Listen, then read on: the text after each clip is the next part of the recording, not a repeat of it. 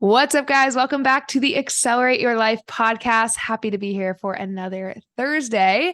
And today we've got another guest episode for you guys. I'm really excited about this one. I know there are a lot of mamas out there, a lot of mamas to be, and there's a lot of questions when it comes to your health and fitness and what that should look like when you are trying to get pregnant right after pregnancy. So we're definitely going to dive into that today with our special guest, Coach Megan, who, just to intro a little bit about her, Megan is a registered dietitian, and she's also our head coach over at Accelerate Athletics. Truly, she is my right-hand man, or I guess right-hand woman. And most importantly, she is a new mama herself of two. She's a new mama of two. She just had her second, her baby girl Navy, about, what's it been, like 2 weeks? 2 weeks. 2 weeks, yeah. Which is a big reason why I wanted to have Megan on today, so we could all kind of pick her brain a little bit, chat all things health and fitness, like I said, regarding pre, peri, postpartum, and really wherever else the wind takes us. So Megan, I said a little bit about you, but I think it's better for you to just kind of tell the people anything else you want them to know, especially when it comes to, I think, like, what gives you the right to like have this conversation, why people should listen to you. Cool. Okay. So again, yeah, like Mal said, I'm a registered dietitian. I actually worked in infant and maternal nutrition for the first 5 years I was a registered dietitian. So that is kind of my niche. Is I did a ton with prenatal, postpartum women, and I also messed around with babies too, which I love baby nutrition as well. I am also a certified lactation consultant. I breastfed my first son for a year, currently breastfeeding Navy. So obviously it poses some additional challenges postpartum whenever you are nursing as well. And then my whole, I guess, health and fitness journey started back in like 09, 2010, whenever like bodybuilding.com started to become a really big thing. The YouTube scene for fitness influencers started becoming really popular. And that's kind of where I really dove in, because at least for me, I was a cross country runner. I was not into weightlifting at all. I didn't understand the point of it, especially because, again, coming off of being a teenager in the early 2000s, like skinny was the thing. We wanted to be stick skinny, Yeah. low-waist jeans were a thing, which, again, being a mom now, I hope they never come back. The body is not the same as it used to be, and that is okay. But it's been a journey since then, obviously, in many different seasons of life. But strength training, and especially now strength training postpartum with now my second baby, because during pregnancy is super important, but postpartum, our babies love to do a number to us, and it's not a bad thing. It's just a different journey now, which is, it's great, and it's amazing what the woman's body can do, or we can grow and birth and feed these children. And it's a really cool process to go through, and it's definitely not the easiest process, and definitely pregnancy number 2 is definitely harder than pregnancy number 1. The body remembers it a little too well sometimes, so everything is just a little more lax and a little looser, and it definitely adjusts quicker versus the first time around. It definitely was easier to work out. This time around, definitely a little bit more challenging. So it's definitely been a journey, but really excited to get back postpartum, even though I say get back, but definitely more get that muscle back and get those organs back to where they're supposed to be. For sure. I am really excited for this conversation because obviously I have not been through this myself. And it is something that I imagine myself going through in this, next, I won't say near future, probably like next decade. I don't know.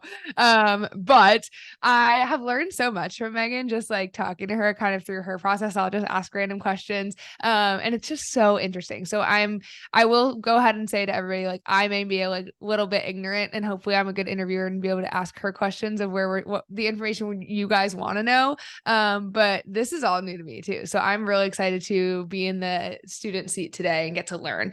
But before we dive into all of that, I have decided that all guests that I have on this podcast, I want to start by asking them the same question, because this is the Accelerate Your Life podcast. We're really like, I want this to be a place where people can focus on how to get the most out of life, really like excel their life. So I'm curious, what is something, Megan, that you love about life right now? Oh gosh, One having thing. 2 little ones. I know that sounds so cheesy, but it's just been, and I knock on some wood, but Navy has just been such an angel baby, and she has just been so I didn't understand what people meant when they felt complete when they were done having kids. Not that we're officially Mm. done having kids, but in me and my heart, I feel extremely complete. As we were going on a family walk, we live right by a river, so we were walking down the river. I had navy strapped to my chest. I was watching my son and my husband walking, picking up sticks. And you just had this moment where, oh my gosh, I just feel complete and content with Oh life. my gosh. And it's just so, it's a beautiful season of life. And I had really bad, and we can dive into this later. I had really bad postpartum depression with my first. So, Okay. and I think that kind of clouded a lot of the joy that comes with that postpartum season. Um, so getting to experience postpartum without postpartum depression this time, it's been magical, where it's like, oh my gosh, this is what this is what people feel like when they say that, like overwhelming joy and everything. And obviously she's been a really awesome baby, so that helps when you're sleeping a little bit longer stretches at night, For where she'll sure. give you to like 3 to 4 hour stretches. You're like, I feel fantastic. I know you So were out messaging you me know, like, oh, she let me sleep a whole 2 hours last night. I'm like, that's a stretch. Oh God, I'm not built for this. But no, I love that. And I think like I can feel what you're feeling, even though I like haven't been there, of that moment when you're just like, oh my gosh, this is my family. Like here it is. Now you said something, and I have definitely some questions I want to ask you, but so I don't want this to veer us too much off track. But you mentioned that you struggled a little bit with postpartum depression. With your first.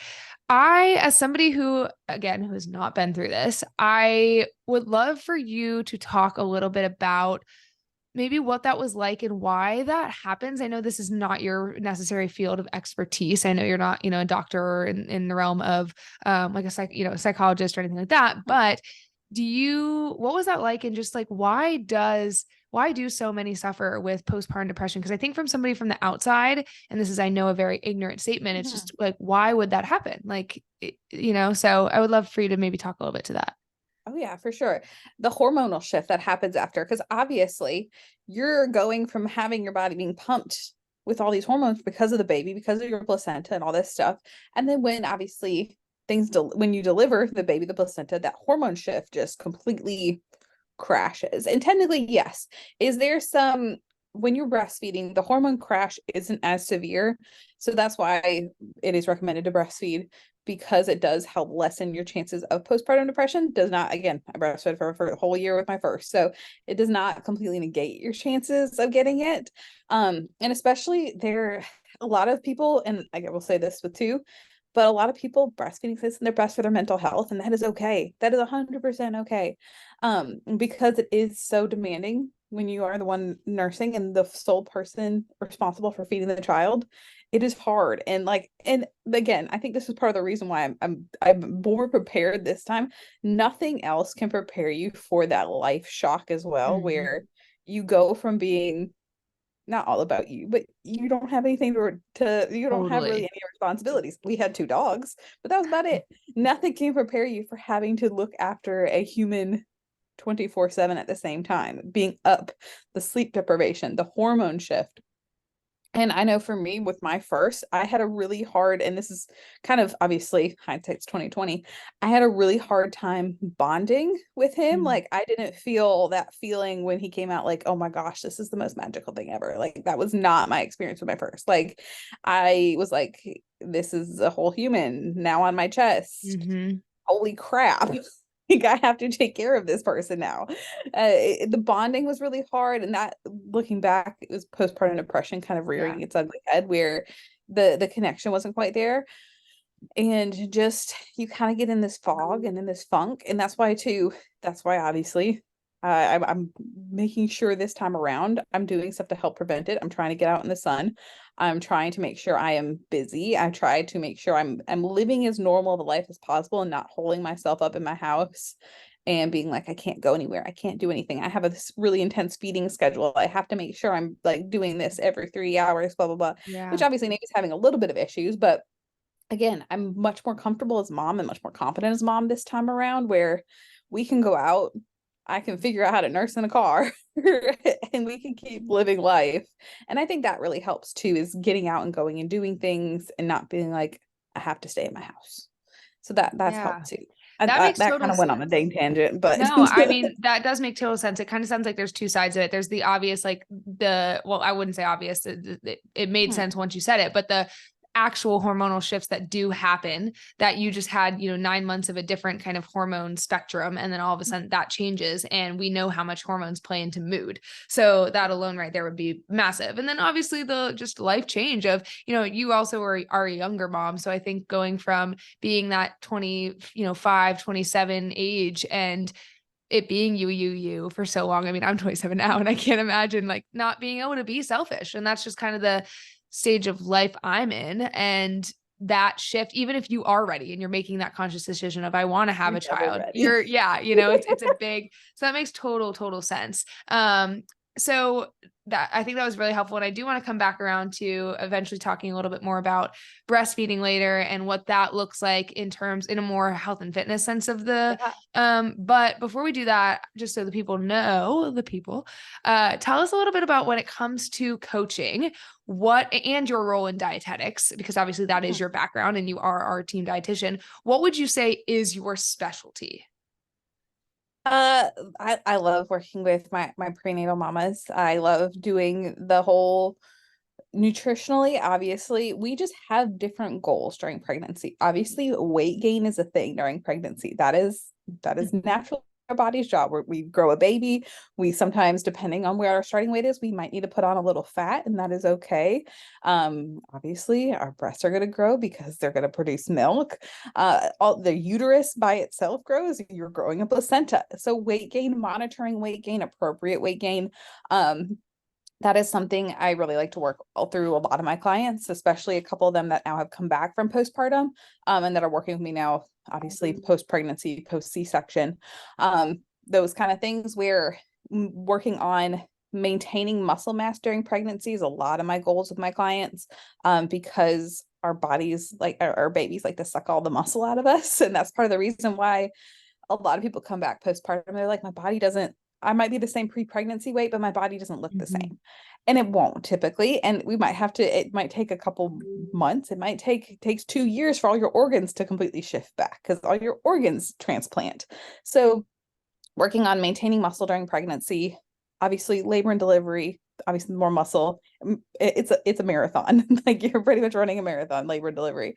So making sure I have a good stable muscle mass. And I don't encourage any of my clients to lift heavier than they're comfortable with during pregnancy, because again, during pregnancy, prolactin is one of the main hormones because it helps loosen everything up, because again, everything is shifting around. So having that prolactin, we have to be very careful of injury.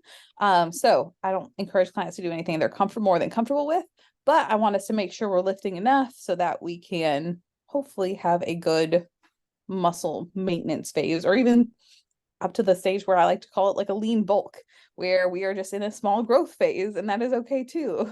And then first trimester, I like to do a lot of, obviously, nausea management. We do what we can first trimester.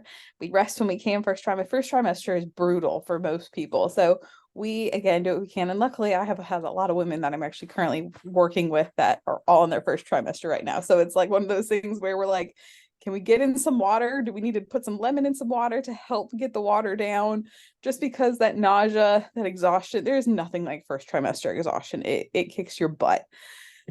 So it's a lot of pregnancy management, and then coming to second and then third trimester, going into, okay, what can we do to help get our bodies ready for labor? How can we get our babies in the best positions possible? What kind of mobility movements can we do to kind of help get everything where it needs to be? Can we, and then stepping in, including walking and getting that cardio, so to speak, in at the end of pregnancy to get your body in the best place possible going into labor. I love that you kind of went through all of that, because I think that when it comes to being pregnant, getting pregnant, working through pregnancy, a lot of people would think having a coach focusing on their health and fitness, their nutrition, exercise is kind of a waste of time, because you're inherently going to gain weight during this process, right? But everything that you just talked about was a lot of things that are part of health and fitness, part of having a healthy pregnancy, but aren't necessarily the same as a goal of losing weight, right? And so I guess I would love for you to just talk even a little bit more to what the benefit, why somebody would want to really focus on these things during pregnancy, and maybe what you've seen, because you have worked with several clients now who have been through all of it with you, pre, during, post. And what have you seen from those types of clients and clients that have worked with you through that versus people who maybe don't kind of allow that mentality of what's the point kind of come through when they're during their pregnancy? Oh yeah. So what I've seen typically, and I'm thinking of two clients in particular that I've worked with for a pretty long time, recovery is faster, especially if you're having a C-section, having that muscle mass, because obviously C-sections, I know we talk about them like they're like just a casual little, that's how you deliver vaginally or deliver a C-section. A C-section is a major surgery. Literally Like slicing your stomach major. open. You're literally cutting your body in half. That's what I like to say. You're literally cutting your body in half. Like, so it's a major, major surgery. And again, in our lovely United States, our postpartum care is not the best. It is pretty obvious where a lot of people, any other surgery, you have a knee replacement, you have a hip replacement, you have any other kind of replacement surgery, you're getting PT after. It's one of those things in this country, you can have your abs ripped open and have a baby come out, and then they're like, oh, you have to get up and walk an hour later, which again, super necessary for preventing blood clots, all that kind of stuff. But why are we not having PT? Like, why are we not having like those kind of things? So obviously I am not a physical therapist, but I understand the importance of having those glute and leg muscles to, while your core is literally unavailable, because again, the muscle has been cut, so the muscle fibers are not quite going to be launching in the same direction that they need to be. Like, how can we help support you? Can we support your shoulders? Can we support your hips, your glutes, your quads, to make you a more stable person post surgery? So that's been one of the main things, and that's actually one of my clients texted me. She was like, "Oh my gosh, it was so much easier knowing that I did so well because I put so much prep into what I did during pregnancy." That's one thing. And then coming from another client who I've worked with that felt so much better this time around because she had coaching, she's like, I feel good. I feel like more myself for the second time around in pregnancy. She didn't have coaching. She didn't do coaching the first time, and she didn't gain a ton of weight the first time either. She's always been a really healthy individual. She just didn't love how she looked, and making you look and feel more like yourself, even if your body's completely changing and kind of foreign. That's another thing why I really like it too, just because the mental shift that your body goes, that your mind has to go through to accommodate your body change, it's large. And yes, we're growing our life, and yes, it's beautiful, but at the same time, it can kind of suck. Like, it's For not sure. fun to gain weight. It's not fun to watch your hips expand all the time. Like, it's not the most glamorous thing all the time. And yes, we love it, and yes, we're growing life. But I think we also have to realize that mentally, especially for us as Yeah. women, especially for us in the social media era, Mm. it takes a mental toll when our body doesn't look the way we want it to anymore. 100%. I think there's a lot of truth in that, and like a lot of power too, and kind of normalizing the, I don't know if I want to use the word unhappiness, but like the struggle that can come with pregnancy. Cause like, I think there's a lot of pressure on women to show up being very like, I'm so happy I'm pregnant, I'm glowing, the pregnancy glow, and being so grateful. And like, that's obviously important. Oh But yeah, I think that like, there's a lot of feelings that are valid to also feel too afraid, 110%. struggling with body image. Like, it is okay. And I think it's normal to have those fears or feelings. You said something earlier about even potentially in like the third trimester, kind of looking at it like a lean bulk, which I think is very interesting, and it's kind of a helpful frame of view, and a reason that you may want to pay attention a little bit more to your nutrition and training during this time period. Is it is a really unique time period where Mhm. you are eating for, another person, and you do get to eat a little bit more. And some of that is absolutely going to, building that human inside of you. But also too, what if we can kind of mitigate some of that excess. We do need to gain fat in pregnancy, but the excess, do we need to gain 30, 40, 50 pounds? That's maybe where we can focus more on, well, what if I fuel my body while I have this opportune time to build more lean muscle so that, like you said, it's easier to recover. And also too, it may be even not only easier to get back to your physique, but maybe even a better one if you've had this opportunity time to kind of build some lean muscle. So I think that was interesting. Now, on the flip side of that, I did have somebody ask and wanted you to kind of talk to the thought of, if you are trying to get pregnant, so you're not pregnant yet, but trying to get pregnant, they asked, should you, I think a better phrase would be, could you be in a cut, in a calorie deficit, in a fat loss phase? What's kind of your take on that? So going into it, obviously, have I had clients get pregnant in cuts? Yes, I've had several. So obviously, do I love it for an ideally or someone who's actively trying to conceive? Am I going to have them in a cut? Probably not, just because we want the body to feel as safe as possible for conception. Obviously, if you've experienced where when we're at super low calories for a long period of time, our systems will start shutting down because they are no longer necessary. Reproduction is one of those systems. So what I like to make sure we're doing is, we don't even have to be at maintenance, but even if I have a client come to me saying, hey, we are thinking about trying to get pregnant in a couple months, let's get ready for that. I try to, even if we're not in maybe a severe deficit, we can probably be in a slight deficit, like a 200 to 300 calorie deficit.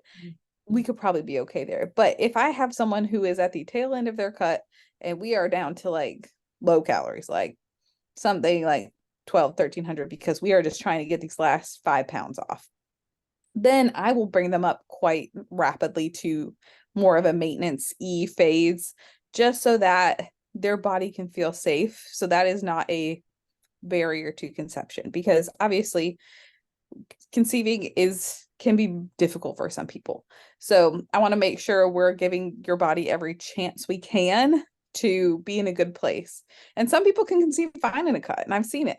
But some people, we need to make sure their body is in a happy, healthy place before their body would be willing to conceive, if that makes sense. Totally. I think it's, at least from my knowledge, which isn't much in this area, but I think it's super dependent on the person. And if it's somebody who is very optimized hormonally, they're probably going to have less trouble. If you're somebody who's obviously already struggling to conceive, I think that's one of the things I would want to look at first is, where's your nutrition at? How much stress are we putting on the body in that regard? Another question that someone was curious about is thoughts on, as we're kind of on the topic of training and fitness and all of that during your pregnancy, should you be tracking macros while pregnant? Is there benefit to that? What's kind of your thoughts there? I personally like it because, so you've all heard the phrase, you're eating for two. You're not technically eating for two. First trimester, you do not need any increase in calories. Usually, most of the time I've seen first trimester people lose weight because they just can't eat, they're sick, you're so tired, all those kind of things. So usually first trimester, we're not, if they can eat, great. If we can focus on protein, typically awesome. Typically protein's very difficult to eat first trimester because of food aversion. So we do what we can first trimester. Second trimester, we get about 350 roughly calories a day above what your maintenance is. So that's why I like tracking, because especially second trimester, typically across the board, I see people feeling their best second trimester. So that makes it a little easier sometimes to be like, oh, I'm pregnant. Like, and don't get me wrong, I love my treats. You can ask anyone. I had Chick-fil-A multiple times a week pregnant because that was my jam. So I'm totally fine with having treats and here and there pregnancy, but I don't want us to think we're eating for two so we can go free for all, because that's when it starts, especially second trimester, because second trimester, baby is not, compared to themselves, they are gaining a good bit of weight, but in the grand scheme of things, baby is not gaining a ton of weight second trimester. Baby gains the most weight 32 weeks and on. They gain a half pound a week. So that is when I want to see, and obviously then, especially late second or late third trimester, you have some fluid retention and all that kind of stuff. So I like to see most of my clients weight gain third trimester, because That is when baby is going to be gaining the most weight. That's when your fluid is going to be increasing the most. That is when you might have some swelling and all that kind of stuff, which comes with pregnancy. And then tracking in third trimester, you're getting about 450 extra calories. So you're definitely getting a little bit more. But again, we don't want to be going absolutely crazy because, again, the less we gain within reason, the better time you're going to have postpartum. Also, Right. it can kind of circumstance some of the high blood pressure and that kind of pregnancy complications in general too. Right. Yeah. I think, it can be easy to use that Mhm. pregnancy as sort of a excuse to overindulge. And I think really though, for a lot of people, that's just a lack of education. It's not even necessarily an excuse. It's just a lack of knowledge. And I've always been big, I know you are too, on using macros as a tool for gaining that knowledge and understanding what your body actually needs. And think about it, if you want to use macros to track to be more knowledgeable about how to put your body in a place for fat loss or how to put your body in a place for muscle gain, what is more of an important time than when you're trying to be in a phase of building a human? Like, no, I think it's just better to take that guesswork out of it, of knowing, making sure you're eating enough, you're not under eating to build this human, making sure you're not Mhm. overeating. I think it's just a very useful tool across the board, especially in a time that's so crucial.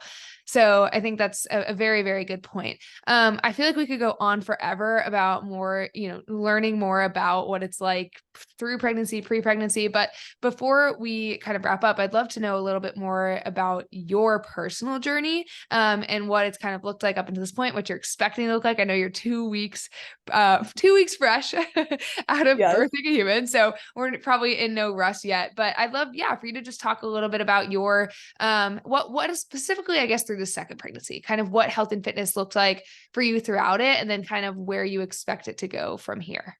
Sure. So, little disclaimer for the first pregnancy. So, I gained like 60 pounds, 65 pounds with my first pregnancy. So, I gained a crap ton of weight my first time around. And also, I had a COVID baby first time around. So, there's a lot of big life moving parts. So, I always had to preface that first. So, my number one kind of priority going into pregnancy number two was, okay, we got to keep this weight gain under control. We don't need to be doing what I did the first time. So I did gain about 30 pounds, but for me, I was totally fine with it. I've lost 20 of it already because I had a 9 pound baby. So it's one of those things where luckily that comes off pretty quickly whenever you give birth. So this pregnancy, definitely my body didn't feel as good. I'll be 100% frank. My body didn't feel as good this time around. I had to adjust my workouts a lot quicker the first time than I did the first time. First time around, I pretty much did my normal workouts up until 36 weeks. This time around, I had to do a lot more adjusting. My pelvic floor was much weaker. I could feel it. How I was carrying her was different. It was definitely a more challenging physically pregnancy where we did a lot more dumbbell work. I pretty much nixed all my big heavy lifts because it just was not comfortable for me anymore. And that's why I'm huge on, I tell my clients this all the time too, where we listen to your body. Like if something doesn't feel good, don't do it. Again, we're not going for Olympic lifts right now. We are working on building a human and that is fine. So it definitely looked different. And then going into postpartum, and I had a lot of pain too going into that late 32 weeks on. However she was laying, I had to get a belly band because she was just straight up against my pubic bone. So even walking got hard toward the end for me this time around. So getting steps in was even hard. So we did what we could. And now, obviously, recovery has been a little bit different too this time around. I've been practicing a lot of, I guess, diaphragmatic breathing and really trying to just reconnect with those pelvic floor muscles, those core muscles. And this time around too, that's another thing I've like really focused on is I was working out 3 weeks postpartum with my first. Do not do that. That was dumb. I was ready to get back at it, get back into the game, and your body is not ready 3 weeks postpartum. Besides like diaphragmatic breathing and just gentle movements, like don't be doing anything crazy. I probably won't run until I'm probably 6 months postpartum, just because of the pelvic floor rehab. That I want to make sure we're in a really good place pelvic floor wise before I start running this time around. So because the recovery has just been so different. So I probably will start trying to get back in the gym 6 weeks, but it will be so basic of movements. And right now I'm kind of generally, we're in survival mode because it is 2 weeks postpartum, but I probably will start generally tracking like nutrition wise and everything probably in the next week or so, just so I can make sure we're kind of getting enough protein in, that kind of stuff, because I do listen to my body when I'm breastfeeding, because pregnancy hungry is one thing, breastfeeding Mhm. hungry is another level. Like, so making sure I'm getting enough protein in, that kind of thing. I don't go any lower than 1,800 calories a day with any of my breastfeeding clients, myself, just because I want to make sure, for me, number one priority is her and her, and making sure I have enough milk for her. And then obviously aesthetically, I know I'm going to keep a little bit extra fat on because of the additional estrogen, because I am breastfeeding. And I take that in stride, where I will not lean out as quickly as I might like to. I might hold a little bit extra like fat than I would like to in my stomach for at least the next year while I'm nursing her. And that is okay. And I kind of accept that. So that is kind of my other, I guess, nutritional plans. But I'd like to get back down to pre-pregnancy weight, which I'm 10 pounds away from pre-pregnancy weight. So it's not a ton of away from where I was. But I also know body comp wise, it's not going to look the same, even Mhm. as I did the first time around. It's just I'm embracing the journey of it, so to speak. Well, and the one thing I wanted to touch on before we do finish too, is to go in a little bit, circle back to what we started the conversation with, was breastfeeding, and nutritionally considerations to take in there, because I think a lot of people want to jump right back into, all right, like baby's out, let's drop the baby weight, let's get back to where we were. But if you're breastfeeding, there's a lot to consider there with keeping your milk supply, making sure you are having the nutrients in your diet that's needed to make, of course, that supply nutritious for your baby. So it's a pretty broad question, but is there any general route or tips or even just mindset you would give to anybody listening who is planning to breastfeed but also wants to jump right into that let's lose this weight kind of mentality? Yeah. So first of all, I want to say, because there was actually a study done in Australia, and I know we hear this all the time where it's like breastfeeding just had the weight come right off me, blah, blah, blah, Mhm. blah. There was a study done in Australia that between people who breastfed and people who did not breastfeed, the difference was like 3 pounds. So if you are trying to breastfeed to lose weight, it may or may not happen. There was a study done back, I think it was in the 40s, where that's where the whole you burn 500 calories a day from breastfeeding comes into play. It That study has kind of been debunked. So yes, you may burn some additional calories making milk, but also at the same time, there is some kind of there is something to be desired with those studies. So just keep that in mind going into it, where breastfeeding is not necessarily equal weight loss. I know I lost like no weight the first time I breastfed. I did not lose any of the weight until I stopped breastfeeding. So I'll take that with a grain of salt. Two, hydration, super important. And naturally, you are much more thirsty with breastfeeding. So making sure we're super well hydrated.